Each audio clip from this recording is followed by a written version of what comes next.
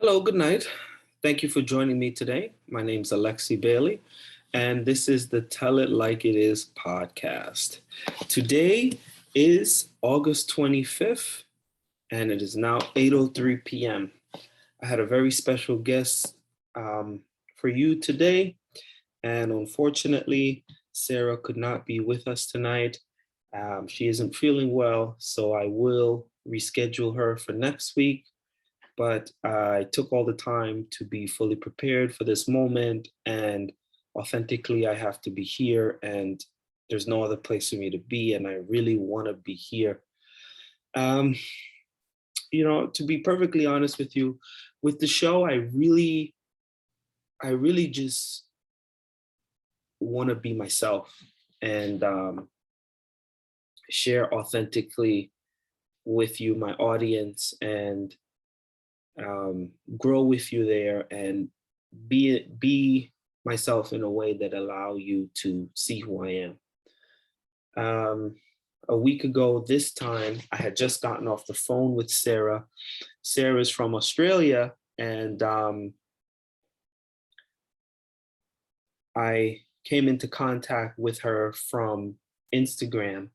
I saw she had started a page about speaking her truth and being vulnerable. And I saw some body positivity, which I find myself attracted to because it speaks to a lot of the trauma that we're dealing with today and healing from that. So I reached out to her, sent her a message, and I came to understand that she is living in Australia, originally from New Zealand, and she's doing a PhD in Indigenous studies. But through her experiences, she's very passionate about um,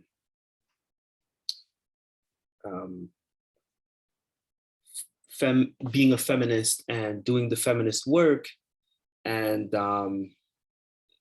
she also has a podcast link on her page, which I checked out. And I'm going to provide a link to her page and everything she's done. And I really felt like she really was doing a good job of speaking to the issues. And so much of what the podcast that I'm doing here is about speaking to the issues that we need to heal from and understanding them and helping us to be allies, creating a safe space for each other so that we can talk about it, grow and heal, and also move past those things. So, obviously, well, nowadays, I'm a guy, and I may not, be an expert, or you may ask, um, why am I may not be the best person to speak to about women issues, but I'm a very sensitive person, and I'm really passionate about all of the things that affect humanity, my people, and all over the world. So it was very interesting to talk to someone who's all the way on the other side of the world, down under, who whose experience resonates with mine so well. I really identify with the struggle of the oppressed seeking freedom.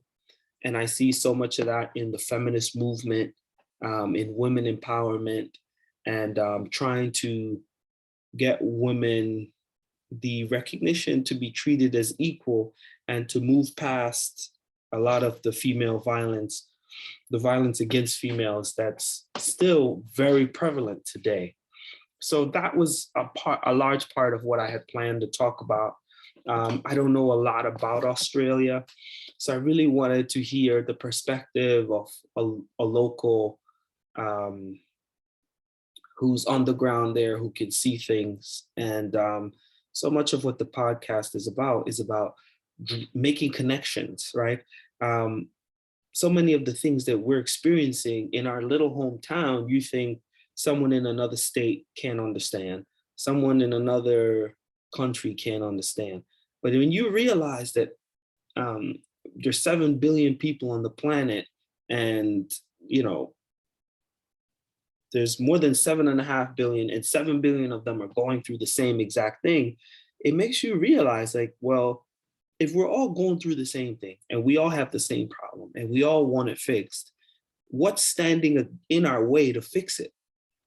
So to me, I think so much of what I try to do is to kind of highlight the idea that the only thing that's really standing in our way is us.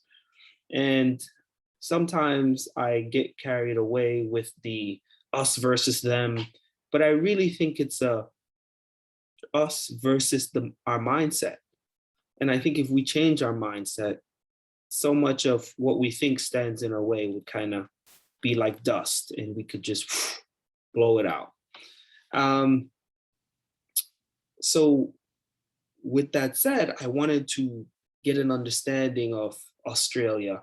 And I don't know how much you may know, but one of the things I can tell you is that, you know, 300-400 years ago, there was an indigenous population in Australia that was largely untouched, untouched by any outside hands. So they had their own civilization, their own culture, their own language. The land was there. There was no problem. And, you know, Europeans in their colonization mode, as far as I understand, went there and claimed the continent. And, you know, so much of the indigenous people who were there, it was just pretty much like, well, this is mine now. So obviously there's a connection there between, you know, the Europeans that went to Africa, the Europeans that went to North America, South America, and the way they treated the people in India. And for me, when I draw all of these connections, I get really like taken aback, because it's really interesting to see such a small group of people dominate an entire planet, you know. And to me, I tend to put it in the context of Alexander the Great, you know, who wanted to create this one empire connecting the world. And so much of what the West has done is just that, right? So, you know, on the surface of that, it may not necessarily seem like a bad thing, you know, and the narrative is we civilized these people. They were savages, you know. If they were living in trees or living in caves, we came along, showed them how to build houses, showed them how to farm, gave them um, technologies that would enhance their life. And for me, I really like that part of the narrative, you know. And to a great extent, to some extent, that is true, right? People didn't have telephones and internet, and they didn't have automobiles or fancy irrigation techniques. And we kind of provided that, right? In places like Africa, North America, South America, we provided that. So a lot of people understand colonialism in that way, you know, civilizing people who were uncivilized. And a lot of you at this point are comfortable saying that's not necessarily true, right? These people may have not had those fancy technologies, but they were living in a relative harmony. Not harmony as in they never had a problem and they never had a fight, but harmony to the extent that they weren't trying to exterminate each other, take over the entire existence of another, and eliminate them and claim all of these things. So I think the issue is the level of violence that has taken place with this colonization, you know. And when you look at all of the things that came with that, you know, you start to see a picture, because we are the children of those that were colonized. We are the ones who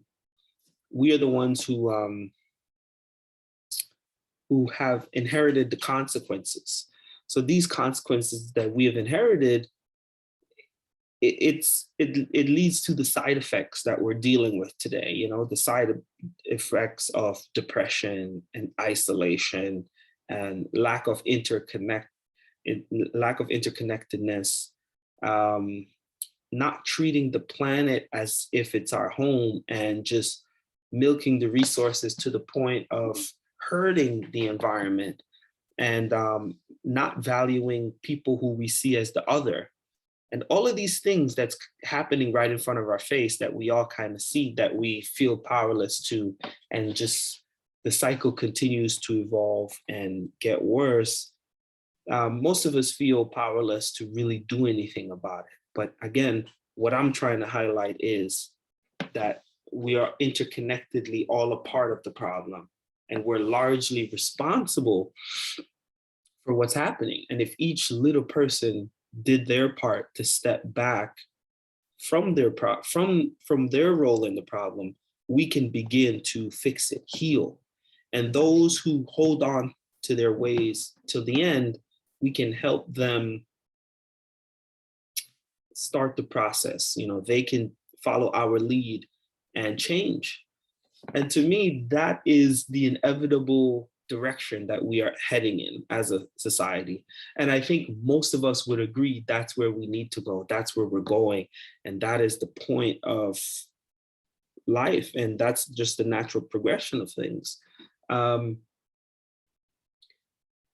So, you know, there's a lot of small hurdles in the way. And one of the biggest hurdles that I find interesting is the ones where people say that, well, we're already making progress, we're already working on it.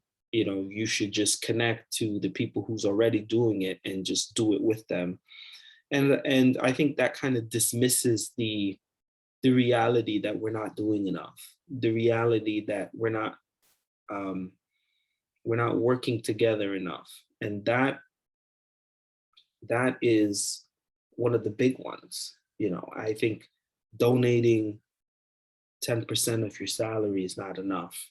You know, if you're keeping 90% of your salary to hurt the planet, hurt others, isolate yourself, and grow worse and have a problem totally evolve and get worse and worse, that 10% that you're giving, you know, it's that drop in the bucket compared to what needs to happen.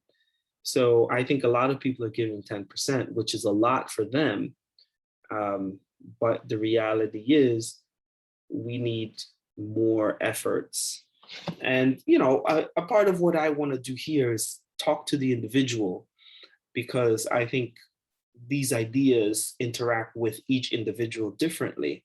And I think each person has a different way of perceiving it. And the words that I'm saying, it sounds one way when I say it, and you hear it from me saying it. But if you hear someone else saying it, you'll have a different feeling about it. So a lot of what I want to do is have this idea, which I don't necessarily claim as my own. The idea is to just heal. The idea is to evolve and try harder and persevere and plan together and put aside differences and being vulnerable to the errors of your past. So all of these things I think everyone wants to do and everyone is doing in some ways. But the podcast is an opportunity to challenge each other and challenge ourselves by listening to others and finding commonality and connect to each other. So I try to look at all the multifaceted ways that this one problem of dehumanization is affecting us, and the way that we need to wake up to the way that we're contributing to that. So what I try to do is highlight them individually. So one of the things is all of the things, the sexism that exists within our world, and the sexism that affects women today. Women have to fight against a glass ceiling. They have to fight against other women. They have to fight against the narratives that women are not as able as men. And all of these things that women have to fight against. They're also vulnerable to violence against men. And they're often seen as sex objects, which they have to navigate in a world and navigate against all of these things, there's a disproportionate responsibility placed on women to be mothers and take care of the home, and not just wives, mothers take care of the home, but to take care of the parents. You know, two brothers and two sisters with sick parents, there's this kind of silent expectation that the women step up. So the women are the nurturers of society, and you know, whether or not that's biologically influenced is not the issue. The issue is we're boxing them in, we're putting limits on them, and we are neglecting them the opportunities that they otherwise are fully qualified for. So these things are really relevant to me today. And that's why I try to get people who are as passionate and more passionate and with more expertise, and to share their voice, to share their experience. Because obviously, you know, I'm a man. I've never had to, you know, avoid walking down a certain street because I'm afraid. I've never had to worry about what's in my drink. I've never had to worry about, you know, my spouse physically being stronger than me and trying to hurt me, and all of these complicated things that women are dealing with on a day-to-day basis. I think men need to hear it more, and I think women need to hear each other vent about it, and also say enough is enough. A large part of what my work is about getting people to say on camera, I experienced this, enough is enough. And my goal is that at some point, someone will click a hashtag and say, I like what I'm hearing there. You know, I've either experienced that also, or I can relate or sympathize to that and say, I want to give to that cause. I want to give my time to that cause. I want to give my attention to that cause. I want to give my effort, my energy, my empathy, give what I can, all I can to this cause. And you know, women are one of the victims of our dehumanity. And in some countries, women can't even speak. Women can't even show their faces. So in places like America or Australia, it may not be as bad as some of these other places. So the only way those women are really going to get out of those situations is to have men and women from other places use their power to speak up for them.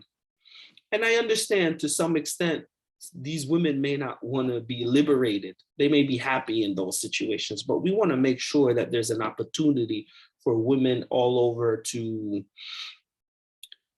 change their circumstances, to live a full life. I was doing some reading about Nepal, and they had a practice of selling little girls into a form of slave labor.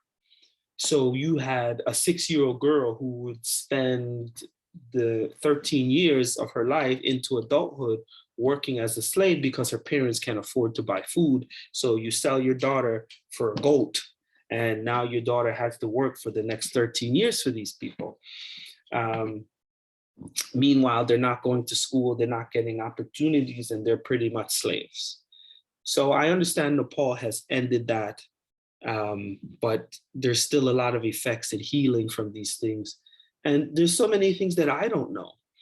So again, I continue to reach out to people and encourage people to lend their voice, to educate others, and to lend their resources to help liberate others, and to say enough's enough. There's so many big issues, but I try to talk to one guest at a time, one topic at a time, and really just work the little bit that I can to shine a light and to be that hope. You know, I identify as a Christian, although my spirituality, I think, goes beyond Christianity. I think that Christians are a group that do a good job of recognizing that they're called to help. And I think that's one of the reasons why I identify so strongly with being a Christian is because I the Christian narrative is about helping others, and so much of who I am is helping others. And I think specifically Christians have self-identified themselves as responsible for each other, responsible for having a duty to help others.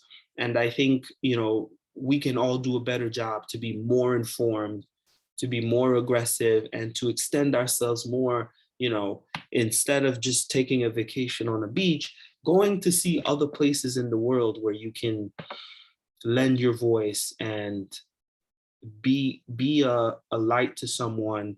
Anyone with a phone can post on their you can go on a vacation to Nepal and share that education, share what you experience on on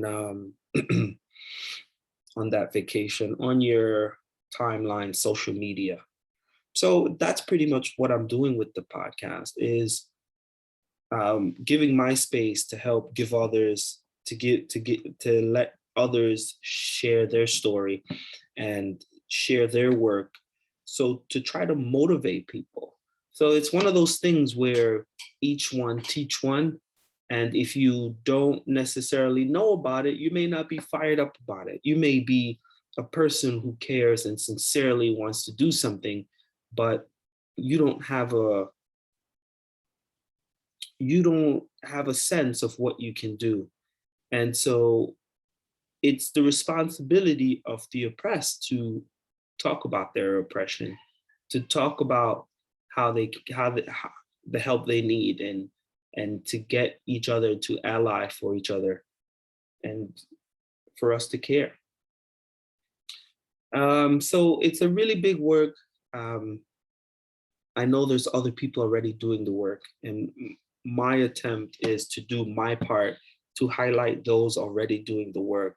And if I can just help one, two people um, connect with others and help them come out of the situation better, I think I would have achieved a goal. My goal is not to have the best podcast in the world. My goal is not to monetize the podcast. It's not to get famous. It's not to make money. It's not to create some organization where I'm the owner. The goal is to kind of chip away, and not just chip away in a small way, is to make drastic efforts. The idea of a revival, there's been Christian revivals in the past, and I think Christianity, again, is called to more than just bowing down in church, screaming out to the Lord, and singing beautiful songs and going to church and looking good. It's about living in community in a way that transcends the hate, that transcends an understanding that we have today. And my biggest fear is that the humanity that we had before, it's eroding. We're eroding into a place of isolation.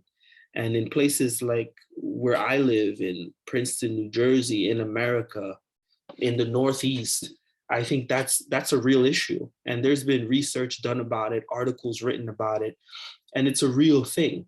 So I can't say, oh, well, this is happening everywhere, but I do think it's definitely happening around me.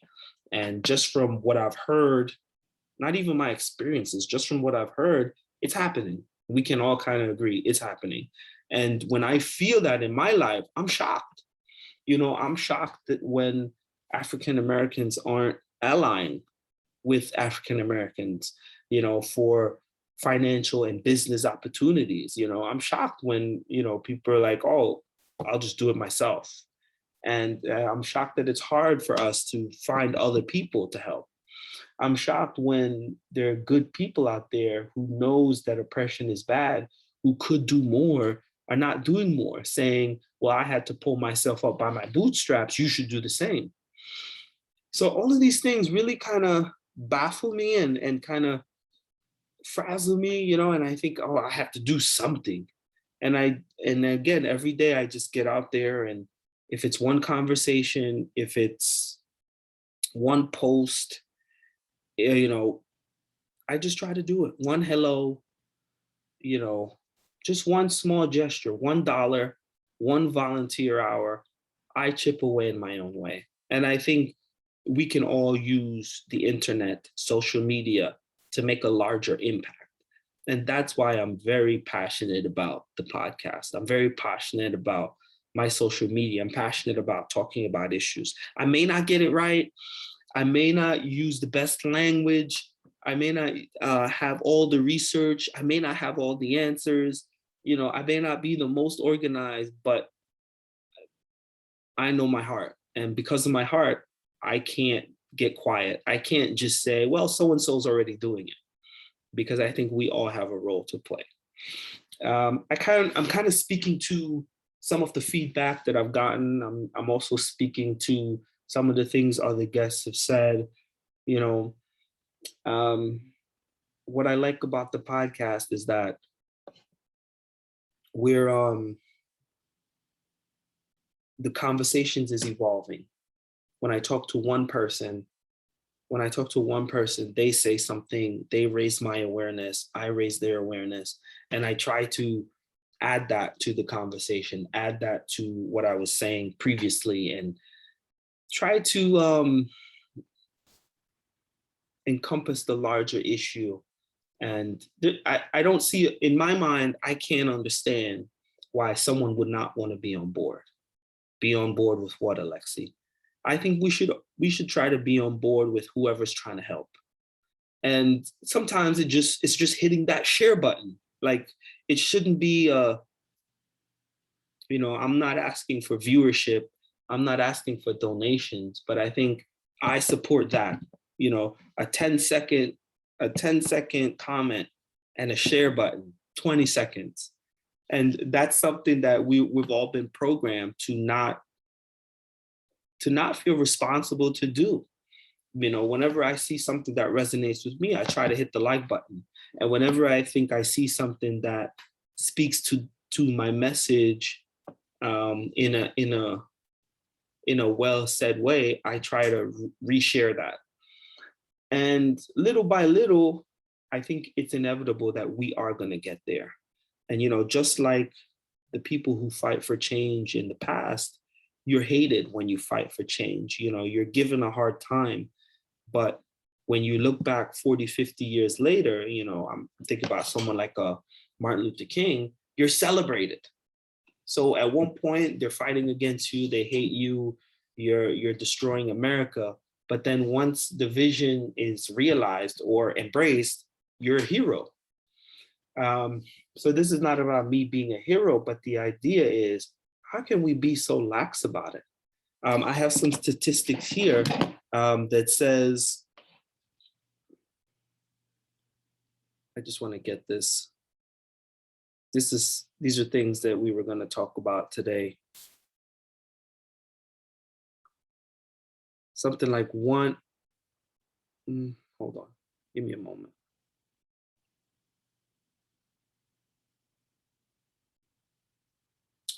Less than 7% of rape instances lead to convictions. So that means 100, and here down here, in the United States, a woman is raped every 6 minutes. And that's just the one that's reported. So, in the last 30 minutes, there have been 5 rapes, and only 7% of rapes lead to convictions. So this is just, it's happening every day, and how often do you hear about these things? I don't hear about it every day. And the point is not to have the media report these things every day. The point is, we need to have systems in place that are really attacking this, and not just donating, not just these organizations that we can't name, but we mean really tackling this. There should be a national campaign, just like how there's a campaign for Tiffany, which Jay-Z and Beyonce just signed up to support. There should be a campaign to end rape, a campaign to help women violence. And those are the things I want to see celebrities involved with.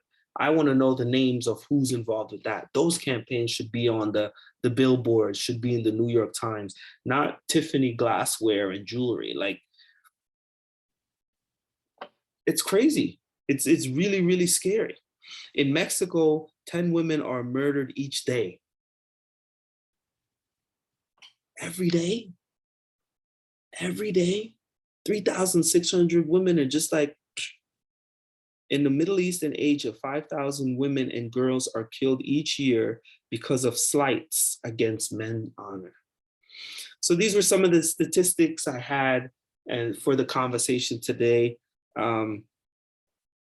I could go on and on about these things, but we have to do something. We have to care. The work is deep. Some of Sarah's podcasts was about consent, and we're not teaching men enough. I think most of us will agree. My son is 11 years old. He's going to the 6th grade. And the last couple of weeks of school, they had like a puberty video. Little things like that I think are good. But we need more of that more often, to just kind of break down the culture, make it normal to talk about it, make it normal for men to know it's unacceptable to stalk women, to catcall, to make them uncomfortable, to follow them. Like, no means no. Like, all of these complicated things that we all kind of know that exist out there. The harassment culture at work for women, it's beyond me. So again, if you care about these things, reach out to me, share your community with me, share your resources with me, reshare this talk, contribute, keep doing what you're doing, share what you're doing, use your social media as a platform, share the things you care about. Get fired up. It's okay to get fired up. And not just because you had an injustice done against you, not just because you have daughters, not just because you care about your mom and the women in your family, but because it's wrong. And any injustice done to someone else is an injustice done to you. And so much of the world is just injustice upon injustices. I was saying this yesterday, that so many people are very well read about the things that are going on in the world, but for the most part, they feel powerless. Let's take back our power. Let's find ways. We don't need a march of outrage. We need a march of unity. Not just a march when Trump gets into office and we're upset about it, but we need annual, monthly, daily marches where we just say, women, I support you. And just speak up. So this is my encouragement, to speak up. This is me speaking up. This is me taking leadership. Please reach out to me. Let me know if you have any comments, thoughts.